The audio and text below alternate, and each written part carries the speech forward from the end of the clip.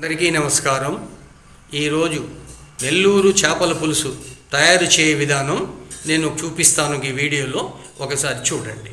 ఇవి చేపలు, రవ్వ చేపలు, మంచినీటి చేపలు. ఇవి మంచిగా 2 కిలోల చేపలు, మంచి ఫ్రెష్ చేపలు. వీటిని తీసుకొచ్చి శుభ్రంగా కడిగి ఉప్పేసి మంచిగా శుభ్రంగా కడిగితే నీసు వాసన లేకుండా ఉంటుంది. కూర తినేదానికి కూడా రుచిగా ఉంటుంది. ఇవి ముక్కలు ఈ సైజు కోసుకోవాలి. ఇలా లావు ఉంటే ముక్క కరగకుండా ఉంటుంది, ముక్క గట్టిగా ఉంటుంది. చేప పులుసు కూడా మంచి టేస్ట్ అనిపిస్తుంది. దానికి కావాల్సిన పదార్థాలు: ఆవాలు 1.5 స్పూన్, ధనియాలు 2 స్పూన్లు, జీలకర్ర 1.5 స్పూన్, మెంతులు చిటికెడు, పసుపు 1.5 స్పూన్, కారపొడి 2-3 స్పూన్లు. చేపల కూరకి ఎక్కువగా కారపొడి పడుతుంది కాబట్టి మనం 3 స్పూన్లు వేసుకోవచ్చు. కారం ఎక్కువ కావాలనుకున్నప్పుడు 4 స్పూన్లు కూడా వేసుకోవచ్చు. ఎందుకంటే ఇందులో మేము చింతపండు పులుసు కలుపుతాము కాబట్టి కాస్త ఎక్కువే ఉండాలి కారం. ఉప్పు కూరకు సరిపడినంత, కరివేపాకు, కొత్తిమీర, పచ్చిమిర్చి 5, టమాటాలు 3, ఎర్రగడ్డలు 2, చింతపండు 200 గ్రాములు తీసుకోవాలి. ఉల్లిగడ్డలు ఈ విధంగా కోసుకొని మిక్సీ గ్రైండర్లో వేసుకోవాలి. టమాటా ఈ విధంగా ముక్కలు కోసుకొని ఇవి కూడా మిక్సీ జార్లో వేసుకొని గ్రైండ్ చేసుకోవాలి. ఉల్లిగడ్డ టమాటా జార్లో వేసుకొని మిక్సీ పట్టుకొని గ్రైండ్ చేసుకోవాలి. టమాటా ఉల్లిగడ్డ మిక్సీ, ఆవాలు, మెంతులు, జీలకర్ర, ధనియాలు. ఆవాలు, జీలకర్ర, మెంతులు, ధనియాలు సన్నని మంటలో వేగనివ్వాలి.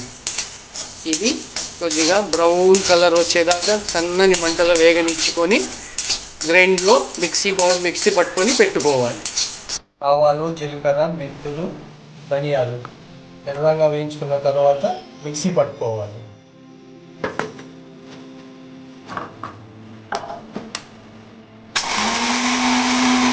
నూనె మంచిగా వేడి చేసి చల్లార్చి పెట్టుకోవాలి. వేగిన నూనెలో కొద్దిగా జీలకర్ర వేసుకోవాలి. అందులోనే ఈ కరివేపాకు కూడా వేసుకోవాలి. తర్వాత స్టవ్ బంద్ చేసుకోవాలి. వేసిన ఉల్లిగడ్డ టమాటా మిక్సీ వేసుకోవాలి. తర్వాత ధనియాలు, మెంతులు, జీలకర్ర, ఆవాలు పొడి చేసిన పొడి వేసుకోవాలి. తర్వాత కారపొడి వేసుకోవాలి. తర్వాత పసుపు పొడి వేసుకోవాలి. తర్వాత ఉప్పు వేసుకోవాలి. వేసుకొని చింతపండు పులుసు పోసుకోవాలి.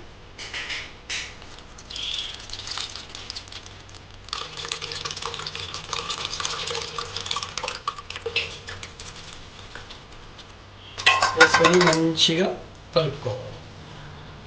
ఇలా బాగా ఈ మసాలా అంతా మంచిగా చేత్తోనే కలుపుకోవాలి. ఇలా కలుపుకున్న ఒక్కొక్కటి వేసుకోవాలి.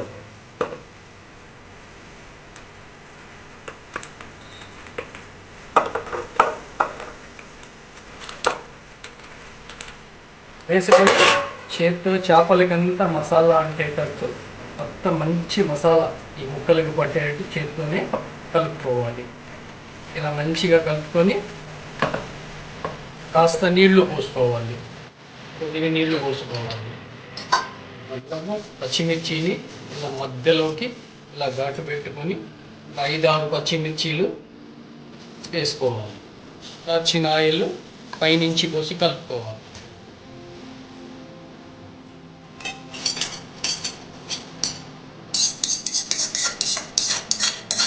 చేత్తో ఇలా కలుపుకుంటూ పొయ్యి మీద పెట్టుకోవాలి.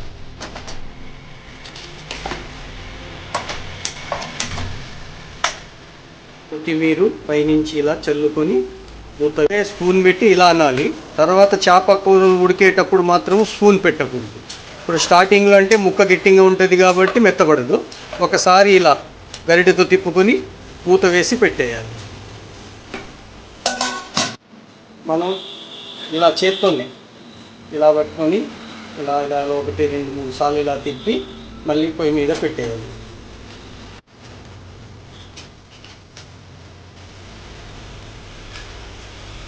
నెల్లూరు చేపల పులుసు రెడీ అయిపోయింది. దీంట్లో లాస్ట్గా కొత్తిమీర వేసి గార్నిష్ చేసి మూత వేసి పెట్టుకోవాలి. ఒకసారి ఇలా కొత్తిమీరతో గార్నిష్ చేసుకొని మూత దించి పెట్టుకొని అన్నంలో వడ్డించుకొని తింటే సూపర్ టేస్ట్ నెల్లూరు చేపల కర్రీ రెడీ.